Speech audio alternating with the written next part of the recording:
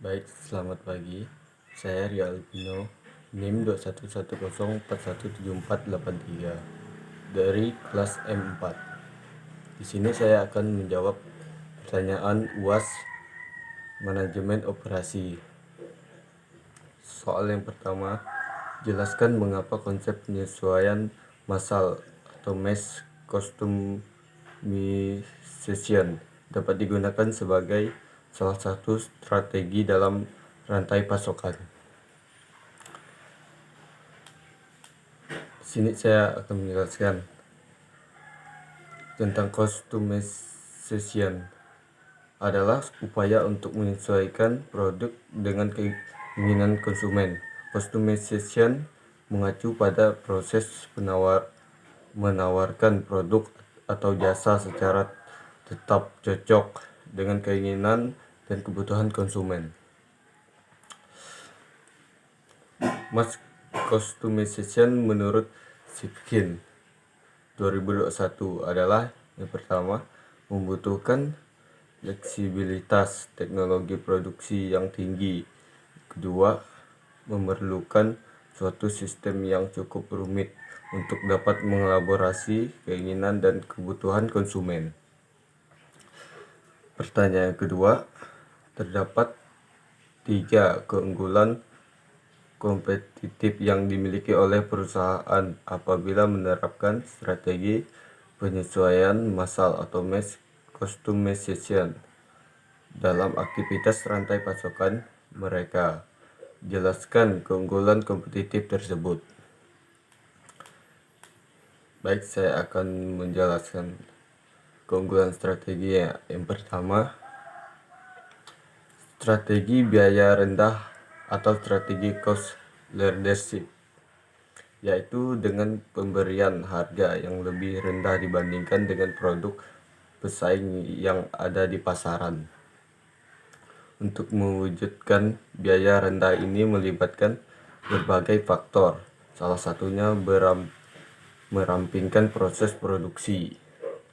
Dan kelemahannya, perusahaan hanya menentukan keuntungan lebih minim agar menghasilkan harga yang kompetitif dibandingkan kompetitor. Strategi yang kedua, strategi diferensiasi. Pada strategi diferensiasi ini dilakukan untuk menjadi unggul dari produk pesaing lainnya. Misal saja suatu produk harus memberikan sesuatu yang spesial dan memberikan sebuah pengalaman yang menarik bagi pelanggan.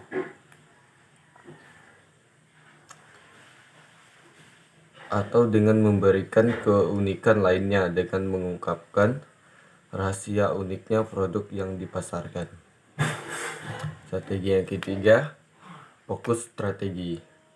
Dalam strategi fokus perlu diperhatikan adanya hal berikut ini, yaitu pada pasar mempunyai kondisi potensial serta berkelanjutan. Untuk mewujudkan strategi yang berhasil, Anda harus fokus pada segmen pasar tertentu dan suatu kelompok masyarakat.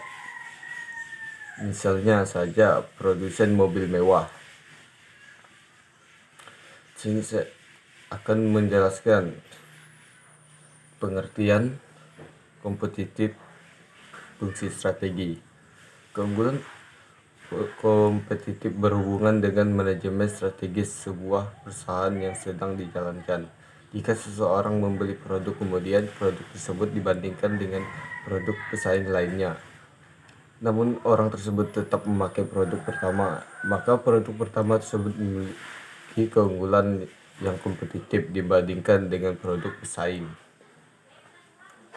Hanya itu penjelasan yang nomor 2. Pertanyaan yang nomor 3. Jelaskan perbedaan konsep antara kegiatan outsourcing dan offshoring. Mengapa perusahaan memutuskan untuk menerapkan kegiatan tersebut dalam aktivitasnya? Saya akan menjelaskan perbedaannya terlebih dahulu. Untuk outsourcing mengacu pada transfer kegiatan bisnis non-inti ke organisasi lain yang terdapat spesialisasi dalam pekerjaan itu. Outsourcing mengacu pada pemindahan bisnis perusahaan ke negara lain, di mana biaya menjalankan bisnis seperti itu lebih rendah daripada negara asal. Sedangkan sebaliknya, outsourcing dapat dipahami sebagai jenis outsourcing di mana proses bisnis atau layanan dipindahkan atau digeser di negara yang berbeda dengan tujuan mengambil keuntungan dari biaya yang lebih rendah. Hanya itu perbedaannya. Di sini saya akan menjelaskan mengapa orang menggunakan outsourcing dan offshoring. Menggunakan outsourcing dan bahkan kegiatan offshoring untuk call center sedang populer sejak dekade terakhir. Ketika outsourcing operasi bisnis apapun di tempat selain asal bisnis dapat disebut sebagai outsourcing. Organisasi bisnis dapat memutuskan sendiri bagaimana mereka ingin menggunakan praktik-praktik ini, yaitu sendiri-sendiri atau bersama-sama. Kadang-kadang outsourcing juga dapat disebut sebagai bagian dari outsourcing. Nah, hanya itu kesimpulannya. Untuk soal yang keempat, dalam konsep rantai pasokan yang berkelanjutan, terdapat strategi logistik terbalik atau reversi logistik. Jelaskan apa yang dimaksud dengan hal tersebut dan mengapa perusahaan menerapkan reversi logistik dalam rantai pasokan mereka. Saya akan menjawab pertanyaan. Terlebih dahulu saya akan menjelaskan pengertian reversi logistik. Reversi logistik adalah proses pemindahan suatu barang atau kepemilikan barang dari konsumen menuju distributor untuk memanfaatkannya kembali kegunaan suatu barang, atau juga bisa karena barang tersebut rusak atau tidak sesuai permintaan. Mengapa penting berurusan dengan perusahaan yang melaksanakan reversi logistik? Perusahaan yang menerapkan reversi logistik mampu meningkatkan layanan pelanggan dan tingkat respon ke pelanggan, mengurangi dampak lingkungan dengan mengurangi limbah, dan meningkatkan tanggung jawab sosial perusahaan secara keseluruhan. Nah, hanya itu jawaban dari keempat soal tersebut. Saya ucapkan terima kasih.